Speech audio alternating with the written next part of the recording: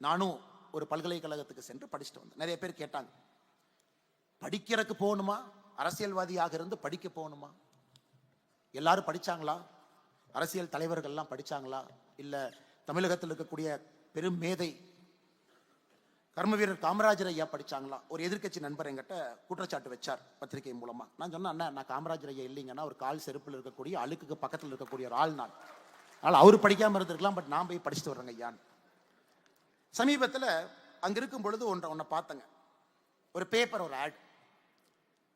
அன்னை தமிழ்நாட்டை ஆள பிறந்தவரே, ஆரியம் வென்ற திராவிட திருமகனே, இளைஞர்களின் எழுச்சி நாயகனே, ஈடு இணையற்ற வெற்றி சரித்திரமே, உடன் பிறப்புகளின் உயிரோவியமே, ஊருலகம் மெச்சும் கொள்கை வீரனே, எல்லாருக்குமானவரே, ஏற்றம் தரும் நாயகரே, ஐந்தெழுத்து மந்திரமே, ஒட்டுமொத்த தமிழர்களின் நம்பிக்கையே, ஓய்வறியா உழைப்பின் திராவிட தலைமுறையே, ஔதாரியம் நிறைந்தவரேன். சரி, வழக்கமா திமுக யாரோ ஆடு போடுறாங்க, இது வழக்கமா.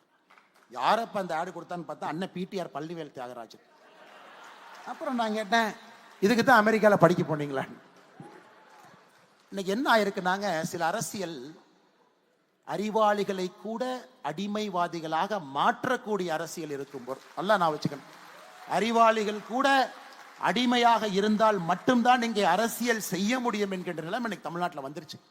அண்ணன் பிடிஆர் அவள் நான் குறைய சொல்லிங்க, மெத்த படித்தவர், பெரும் நிறுவனத்தில் பணி செஞ்சவர், கண்டிப்பாக தமிழகத்தினுடைய பினான்ஸ் மினிஸ்டர் இருந்தாங்க, ஐடி மினிஸ்டர் இருந்தாங்க, எந்த குறையும் சொல்லிங்க.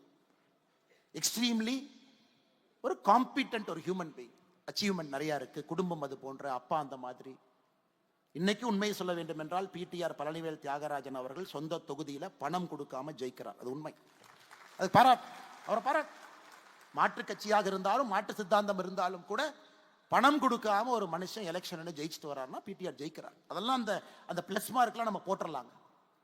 ஆனா மைனஸ் மார்க் பாருங்க, அவரையும் இது போன்ற எழுத வைத்திருக்கிறார். அவரையும் இது போன்ற, அவருக்கும் உதயநிதி ஸ்டாலினுக்கும் தராஸ் தட்டில் உட்கார வச்சு கம்பேர் பண்ண. அதனால் தயவு செய்து இதை நான் ஒரு அரசியல் மேடையாக நான் பயன்படுத்துறேன்னு தவறா நினைச்சுக்காதீங்க. உள்ள இருக்கக்கூடிய உந்துதலை சொல்லுகின்றேன். ஒரு இளைஞன் இங்க இருக்கிறாங்க, வெளியே நிக்கிறாங்க. ஒரு நடுத்தர குடும்பத்தில், விவசாய குடும்பத்தில் அந்த இளைஞன் பிறந்திருக்கின்றான், சகோதரன் சகோதரி. அரசியலுக்கு வர வேண்டும் என்கின்ற ஆசை அந்த குழந்தைக்கு இருக்குன்னா, அமெரிக்கா, இங்கிலாந்துலாம் 2 ரூட்டுங்க. படிச்சு மேல போய் உன்னை சாதிச்சு அரசியலுக்கு வரலாம். 90% அந்த ரூட்ல தான் வருவாங்க. 90% பெர்ஃபார்மன்ஸ் பாலிடிக்ஸ் படிப்பாங்க, ஒரு வேலை பார்ப்பாங்க, பேர் வாங்குவாங்க. ஒரு காலகட்டத்திற்கு பிறகு அரசியலுக்கு வர வேண்டும், மக்களுக்கு சேவை செய்யணும், இந்த ரூட். ஆனா தமிழ்நாட்டில் பார்த்தீங்கன்னா இந்த ரூட் பொய் என்பதை நாம் தொடர்ந்து ஊர்ஜிதம் செய்து கொண்டிருக்கின்றோம். அடிமையாக ஒருத்தவங்களுக்கு ஜால்ரா போடணும், அவர்கள் நல்லவர்கள்னு சொல்லணும், இது போன்ற மந்திரமே, நாயகரே, இந்த மாதிரிலாம் எழுதணும். அதனால் இதையும் கூட நடுத்தர மக்கள் நீங்க கேள்வி கேட்கணுங்க. நடுத்தர மக்கள் கேள்வி கேட்கணும். இன்னைக்கு இருக்கக்கூடிய அரசியல் அறிவாளிகளை கூட அடிமைவாதிகளாக மாற்ற ஆரம்பித்தால் இந்த அரசியல் எங்க போய் நிற்கும்? இன்னைக்கு ஆனந்த் ரங்கநாதன் ஐயா சொன்னாங்க, எனக்கும் பிடிஆர் அவர்களுக்கும் 1008 கருத்து வேறுபாடுகள் இருக்குங்க. அதெல்லாம் ஒரு பக்கம் விடுங்க. 1008 கருத்து வேறுபாடுகள் இருந்தாலும் அவருடைய சித்தாந்தத்தில் அவர் உட்கார்ந்து இருக்கார். இன்னைக்கு ஒரு அரசியல் கட்சிக்குள்ள புது எனர்ஜி வேணும்னு நீங்க நினைச்சீங்கன்னா, இது போன்ற மனிதர்கள் மட்டும்தான் ஒரு புது எனர்ஜியை கொடுக்க முடியும். இன்னைக்கு அவங்க நிலைமை, அடுத்து உதயநிதி ஸ்டாலின் அவர்கள் வர வேண்டும் என்றால் நாம் வர வேண்டும் என்பதற்காக எப்படியெல்லாம் மாறிட்டாங்க பாருங்க. அதனால்தான் அன்பு சகோதர சகோதரிகளே, இன்னைக்கு தமிழகத்தில் மிக முக்கியமாக நடக்கக்கூடிய அரசியலை மெரிட் பேஸ்டா, பெர்ஃபார்மன்ஸ் பேஸ்டா, சோசியல் ஜஸ்டிஸ் ஓரியன்டாக கொண்டு செல்ல வேண்டும் என்றால் நடுத்தர மக்களுக்கு தான் இது பொருள். நீங்க தான் விழிக்கணும், நீங்க தான் உறுதியா இருக்கணும், நீங்க தான் எழுந்து நிற்கணும். பிசினஸ் பீப்புளுக்கு அவர்களுக்குரிய பிரச்சனை அவர்களுக்கு இருக்கு. எல்லோரும் இங்க இருக்கக்கூடிய சில மனிதர்களை போல கிடையாது. ஒரு பிசினஸ் மேன் பொலிட்டிக்கல் ஸ்டாண்ட் எடுத்தா கரண்ட் வராது, தண்ணி வராது, ஹெல்த் இன்ஸ்பெக்டர் வந்து செக் பண்ணுவார், ப்ராடக்ட் வெளியே போகாதுங்க. எந்த அரசியல் கட்சியாக இருந்தாலும் பந்தாடி விடுவார்கள். பிசினஸ் மேன் ஒரு பொலிட்டிக்கல் பொசிஷன் எடுக்க முடியாது. சில பேர் எடுக்கிறாங்க, அது அவர்களுடைய தார்மீக அந்த பவர். கீழ்த்தட்டு மக்கள், அவங்களுக்கு பொலிட்டிக்கல் பவர் என்ன போய் சேரலைங்க.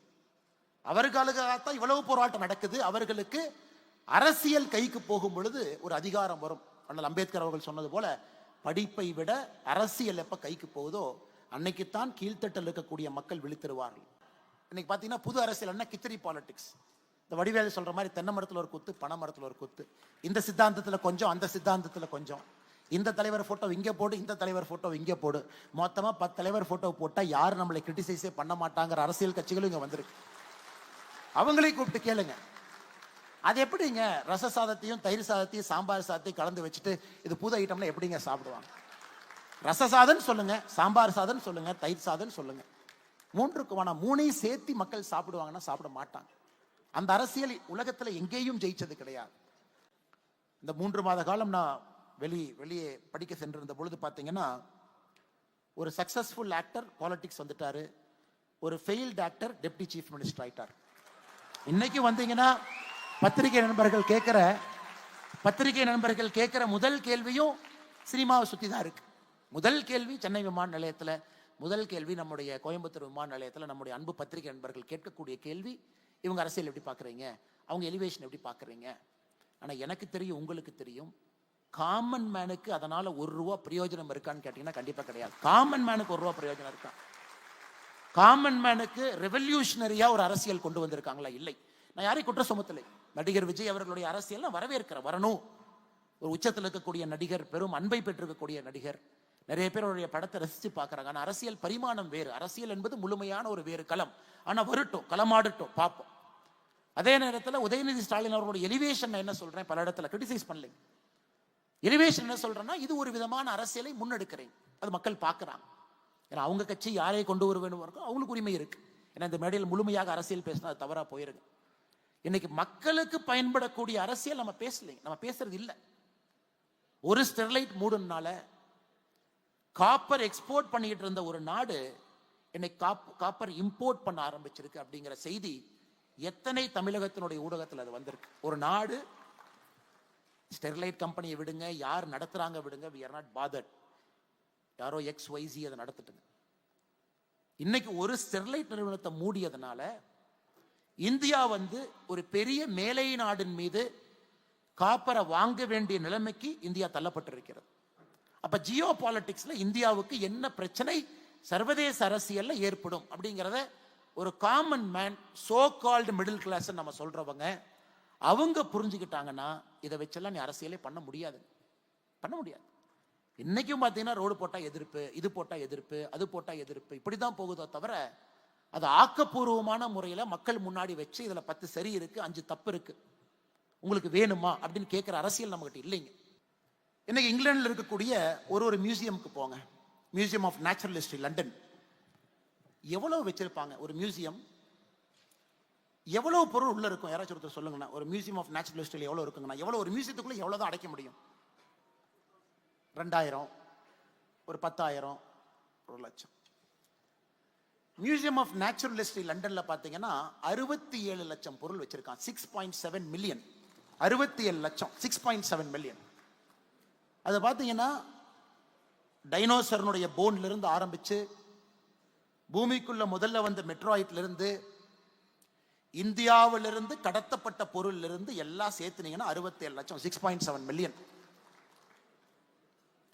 பெரிய பெரிய மியூசியம், அஸ்மோலியன் மியூசியம் ஆக்ஸ்போர்ட் 2 மில்லியன், 20 லட்சம்.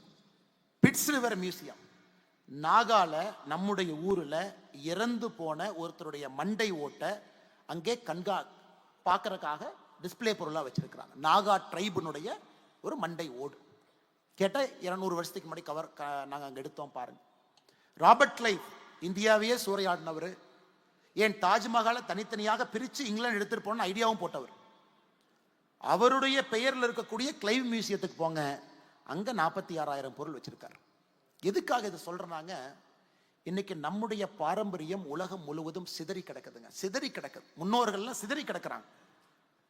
அதையெல்லாம் போய் ஒரு சாதாரண மனிதனாக அங்க போய் நம்ம பார்த்தோம் அப்படின்னாங்க நம்முடைய வயிறு பற்றி எரியும். எல்லாம் நம்முடைய முன்னோர்கள், நம்முடைய கலாச்சாரம், நம்முடைய பாரம்பரியம் நமக்கு தெரியாதுங்க நாம் எப்படி வாழ்ந்தோம் அப்படி.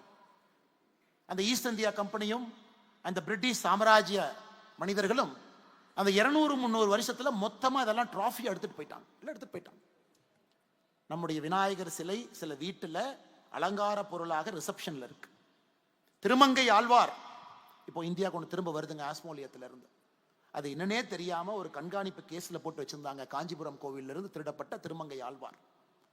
இன்னைக்கு மிக மிக முக்கியமான ஒரு விஷயம், நம்முடைய கலாச்சாரத்தை நாம் மீட்டெடுக்க வேண்டும் என்றால், ஒன்று நம்முடைய கலாச்சாரத்தை பத்தி நம்ம தெரிஞ்சுக்கணுங்க, நம்பர் 1. இரண்டாவது, உலகம் முழுவதும் இருக்கக்கூடிய நம்முடைய கலாச்சாரம் சார்ந்த வேர்களை திரும்ப கொண்டு வரணும். இன்னைக்கு பெருமையாக ஒரு பாரதிய ஜனதா கட்சியினுடைய தொண்டனாக நாம் எல்லோரும் சொல்ல முடியும், மோடி அவர்கள் அதை செய்து காட்டி கொண்டிருக்கின்றார்கள் என்று பெருமையா சொல்லலாம். நான் ஏதோ மோடி அவர்கள் கட்சியை சார்ந்தவன் அதனால் நான் வந்து சொல்றேன், உங்களுடைய கிளாப்ஸுக்காக சொல்றேன், அப்படி கிடையாதுங்க. 2014க்கு பிறகு கடந்த 10 ஆண்டுகள்ல பாரத பிரதமர் நரேந்திர மோடி அவர்கள் உலகம் முழுவதும் நம்முடைய கலாச்சார விழுமியங்கள் பொருட்கள் என்ன இருக்குதோங்க 640 பொருட்களை நம்ம கொண்டு வந்திருக்கோம். 640. அமெரிக்கால இருந்து மட்டும் 578, ஆஸ்திரேலியால இருந்து 39, இங்கிலாந்துல இருந்து 12, இது போன்ற எல்லா நாட்டில இருந்து 640 தனித்தனி பொருட்களை கொண்டு வந்திருக்கோம்.